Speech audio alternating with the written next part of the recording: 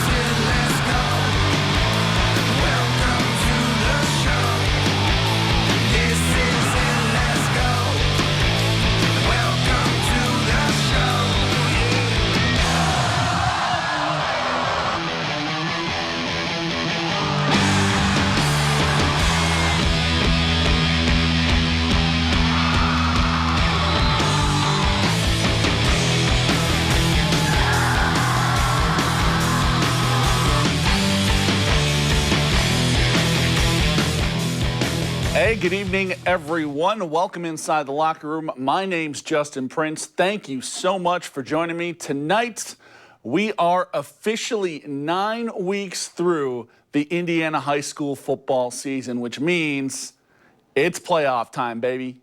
Playoffs? Don't talk about it. Playoffs? You kidding me? Yeah, playoffs. That's right, Jim. The state's second season is officially here, and it's as simple as this. Win or go home. Over the past 2 seasons, East Noble has sent Leo home from the postseason. Last year, it was a 10-0 shutout in the sectional final. 2 years ago, a 14-7 win for the Knights in the sectional final. And now, for the third straight year, we get these two once again, this time to start things out in sectional play. Yeah, the blind draw strikes again. It's 4A number 2 Leo visiting number 11 East Noble in the locker room's game of the week. Let's get you on up to Kendallville. These two met just 5 weeks ago. Leo coming out on top in that one, 40-32 on their way to a perfect record and an NE8 title. And fans of both teams ready to go in this one, and so were both teams. That was East Noble up 1 to Nick Munson. He finds the corner. Knights go up by 8, but Leo not about to let their undefeated season slip away. Carson Hepner takes the toss, makes his way down the sideline for a big gain, gets Leo inside the 10-yard line, and then with 3 seconds left on the second quarter clock, the Lions punch it in. Add on a 2-point conversion. We're all tied up heading into recess. Now, after the break, third quarter, Mason Sharon, dude is built like a machine, and he breaks a couple tackles, splits a set of defenders on his way to the end zone. Lions lead 20-14, lead back and forth the rest of the way. East Noble would end up taking the lead. The Knights, though, take to the air. This time, Nick Munson. Big grab there. But Leo, hey, they came up clutch when it mattered most. A Lions score with under 10 seconds to go in this game seals it for Leo. Lions advance on 32-29, the final. And they will face DeKalb, the Barons, knocking off Wawasee tonight 42-14, your final there. Other side of the bracket, quarterfinal action out in Whitley County, Columbia City, hosting Angola. Pick it up first quarter. Eagles with the ball, third and short. Greg Bolt says, hey, I'm going to keep it myself. Look at the movement from that offensive line. Yeah, got to give my big boys some love. Pushes Bolt into the painted turf. It's 7-0 C-City. Back the other way, Tyler Call scrambling, looking deep downfield, but he doesn't find a man in his own jersey. That's Brock Ewer coming up with the big INT. Eagles take over, and they fly right on down the field. You're going to see Bolt dump off the ball to Ethan Sievers, and Mr. Sievers does the rest. He gets in for the long touchdown, carries a dude in with him to score.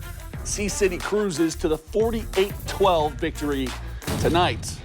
Sticking in Class 4A, Wayne Stadium we go. Generals taking on Marion. Start in the mid-second quarter. Giants down 13, but how about the push here? Big fellas churning up front to pick up the first down. Unfortunately for Marion, though, doesn't lead the points. And the Generals, well, they come right back the other way. Handoff to Lamarion Nelson. Dude has been a stud all season long. And check this one out. Breaks a tackle, has another hanging onto his neck. Hey, he still gets in for the touchdown. Generals convert the 2-point conversion. They go up 21-0. Giants trying to claw back. That was the last play of the half. That's Aiden Fisher pulling it in. Giants put 7 on the board, but Wang hangs on to win this one, 27-13 the final. So the Generals move on to face Delta next week. The Eagles knocking off Southside tonight, 56-18, your final there. Other side of the bracket, Huntington North hosting New Haven. These two met up last week. Dogs won that one by 30, and they got the scoring started tonight too. First quarter, Jakar Williams rolls to his right, finds Mylan Graham. More from that duo in a moment. New Haven takes a 7-0 lead. Right back the other way, though, Vikes answer Cam McCarver gets in from a couple yards out, ties the game up at 7 apiece, but hey, I told you you'd hear more from that Jakar Williams, Mylan Graham connection right before half. That's Williams to Graham, and there ain't nobody around him. He gets in for the touchdown. Dogs go back up 7. This game's square at half, but New Haven hangs on to win a tight one, 35-34 the final. We bump on down to Class 3A, 7th-ranked Tippy Valley visiting Garrett tonight. Branson McBriar, how do you do? Throws the screen pass out to Braden Shepard, makes a couple of rotors miss. Shepard is off to the races, and he's all by himself when he reaches the end zone. Vikings take a 16-0 lead after the 2-point conversion. Railroaders, though, attempting to come back later in the third. Aiden Lytle finds Elijah Johnson, who stretches his way out for the first down. He's just short, though. 4th and short. Robert Koski now gets the handoff, gets the first down, and then some. What an effort from the bruising fullback. But the Railroaders couldn't get it done in the third. Tippy Valley hangs on to win this one tonight, 22-8, your final there. So they advance on to face Mississinewa next week. The Indians taking care of Jay County tonight, 49-0. Patriots finish the season 3-7. Other side of the bracket, Jimtown knocked out West Noble last year. Chargers looking for some revenge tonight. First quarter, Braxton Pruitt breaks a few tackles. He's in for a touchdown. It's 7-0 West Noble. Jimmy's rally, though, next drive, Jontu Reed runs away from the pack. 65 yards later, he's got a Jimtown touchdown. It's 7-7, and then in the second quarter, Tyson House to Nick Carithers. He gets those feet down in the back of the end zone. Jimtown wins this one, ends West Noble's season 31-21, your final. So the Jimmies move on to face the winner of this one between Lakeland and John Glenn. Glenn's Austin White to Chase Howe. 16 yards later, that is a Falcon touchdown. It's 7-0 Glenn. Later, Lakeland looking to answer Dion Marshall. You can't throw it to that guy. He finds Glenn's Tyron Larkin.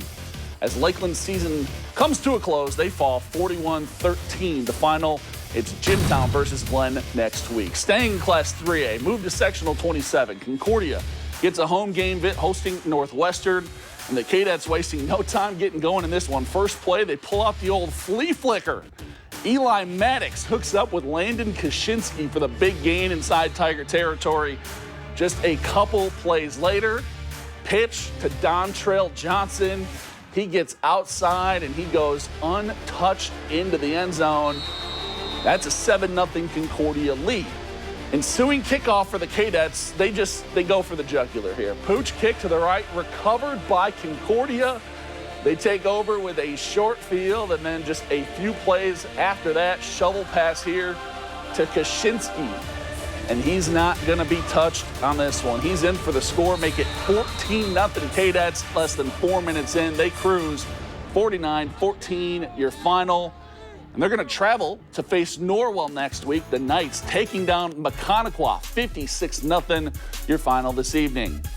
Other side of the bracket in this one, Oak Hill ends Belmont's season with a 63-42 victory. They'll advance to face Peru, who knocked out Heritage with a 35-8 win. All right, I need a breather. I'm not used to doing this many games by myself. So we're going to take a quick break, but don't go anywhere. More high school football on the way. Class 2A and 1A after the break. Stick around. This is The Locker Room. Hey, welcome back inside the locker room, boys and girls. Thanks for sticking around. Last year, when the postseason rolled around, Lures went in just 3-6 before making a remarkable run to the Class 2A state title game. This year, a completely different story. The Knights are 8-1, ranked number 2 in the state, and now one of the favorites to make a run back to Lucas Oil. And that journey started tonight. 2A number 2 Lures hosting Fairfield in the sectional 35 quarterfinals, and the Knights wasted no time in this one. First quarter, under 2 minutes in, R.J. Hogue gets the handoff, just bowls his way into the end zone. It's 6-0 Lures after a missed extra point. Fairfield turnover on downs gave the ball right back to the Knights, and they got right back to work. R.J. Hogue, how do you do, young fella? Makes a cut nearly untouched for 6. Lures up 13, and they were far from done. Knocking on the door again, Clark to Brody Glenn. That's another score. It's 20-0 before the end of the first quarter. And then in the second, well, now you're just showing off. Carson Clark to Brody Glenn, his favorite target, takes the top off the defense. That's another Lures study. They take a 27-0 lead. Knights led by 40 at the break as Lures cruises to the sectional opening dub, 46-8. Your final. So the Knights get the winner of this one out in Woodburn. Woodland taking on Prairie Heights, and this one all Prairie Heights early. First possession, Jaden Daniels up the gut for the big gain. Finally down around the 20-yard line. Couple plays later, Daniels able to finish this one, punches it right into the end zone, and the Panthers take a 7-0 lead. Next possession for Woodland, Jacob Snyder rolling right, looking for a wide receiver, but he finds Hunter Allen for the Panthers instead. Mistake here. Prairie Heights taking advantage of all the Warrior mistakes tonight. Second and goal. Daniels, his second TD of the ball game. Panthers go on to win this one 40-27. They'll host Lures next week. Other side of the bracket, 2A number 4 East Side hosting Bluffton tonight. First quarter, Dax Holman. How do you do, young fella? Gets the handoff near the goal line, punches it in for the quick score. Blazers up 6-0. Back the other way, Bluffton's turn. Lucas Hunt hits Carter McConnell for the first down the middle.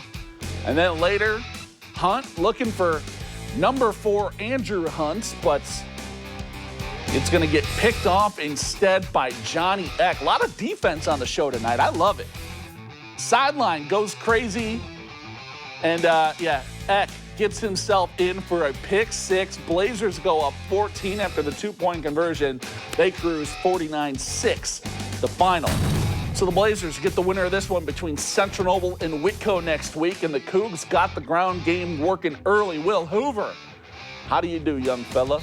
Takes a couple defenders down with him. He works his way down the field, but Hoover, hey, he ain't the only one that can run the ball to. Quarterback Tyler Schisler keeps this one for himself, calls his own number, and I'd say it works out. He gets in for the opening score of the game, and Central Noble never looked back. On defense, Cade Weber reads this play here like a book. Going to drop Whitco for a loss as the Cougars pitch a shutout tonight. Central Noble wins 49-0. They're going to see East Side next Friday. In sectional 34 action, Wabash and Manchester's seasons came to a close. Apaches falling 40-14 to Pioneer. Manchester losing to Bremen 28-13. On to Class 1A, sectional 44, number 3 Adams Central paying 9th-ranked Churubusco a visit.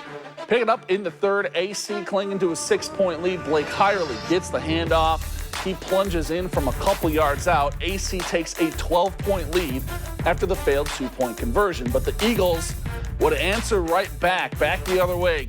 Give goes to Wyatt Marks, and he just bullies his way into the end zone for 6.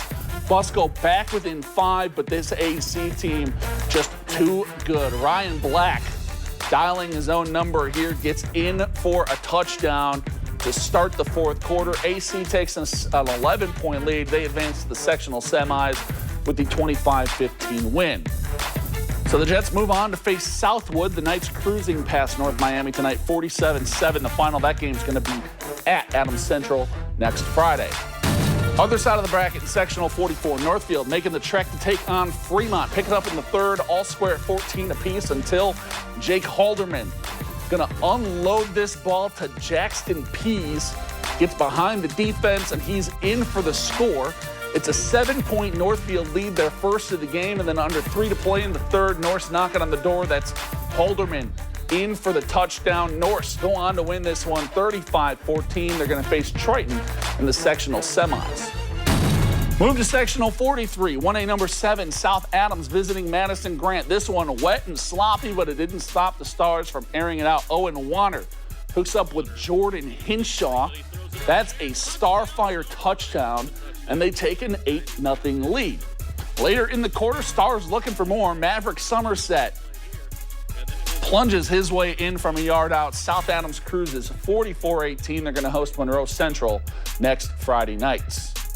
On the other side of that bracket, Southern Wells, they finish their season winless. They fall 44-37 to Taylor to end their year. And you see the stinger, you know what time it is. We go back to Zollner Stadium, and when you whip out a flea flicker on the first play of the game, I'd say that deserves a play of the night. That's Eli Maddox to Landon Kaczynski. Cadets get tricky, and the Cadets cruise in this one tonight. They advance on in the sectional tournament. Congrats to Concordia.